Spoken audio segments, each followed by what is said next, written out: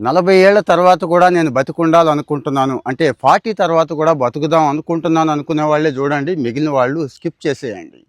ఏ famous report వచ్చినా చెప్పుకుంటున్నాం కదా. రీసెంట్గా ల్యాన్సెట్ ఒక రిపోర్ట్ ఇచ్చింది, ఎస్పెషల్లీ ఇండియన్ యూత్ మీద. ఇండియన్ యూత్లో కనీసం వారానికి 150 నిమిషాలు కూడా వర్కౌట్ చేయని వాళ్ళ పర్సంటేజే చాలా ఎక్కువ ఉంది అని చెప్తున్నారండి. వీళ్ళందరూ 40 ఏళ్ల తర్వాత బతికే అవకాశం లేదు. ఒకవేళ బతికినా ఏ టాబ్లెట్లో ఇంజక్షన్ల మీదో బండి నడపాల్సిందే, చాలా కష్టం అని చెప్పేస్తోంది. సో మరి బతుకుదాం అంటారా లేదా ఆలోచించండి. అంటే మినిమం 150 నిమిషాలు, అంటే రోజుకి 20 నిమిషాలు.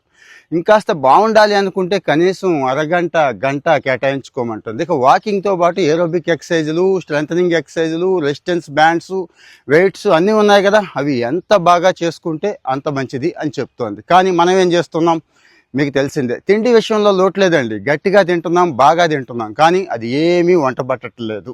ఇక జెనెటికల్గానో ఇంకోటో ఆ కారణం చేత వచ్చేసినాయి అనుకుంటున్నాం, కానీ అసలు కారణం ఇది అని చెప్పేశారండి. చిన్న ఎగ్జాంపుల్ చెప్తాను. 30 ఏళ్లకే మోకాళ్ళ నొప్పుల దగ్గర నుంచి చాలా నొప్పులు, చాలా కాంప్లికేషన్స్ వస్తున్నాయి కదా. ఇవేమీ జెనెటికల్గా కాదండి, మనం వర్కౌట్ చేయకపోవడం వల్ల వస్తున్నవి. సో ఒకసారి మరి ఆలోచించండి. 40 తర్వాత అంటే 80 ఇయర్స్ వరకు కూడా హ్యాపీగా ఉందామా, లేదు ఇప్పుడే నారాయణ నారాయణ అనుకుంటూ టపా కట్టేద్దామా? చాయిస్ మందే. కామెంట్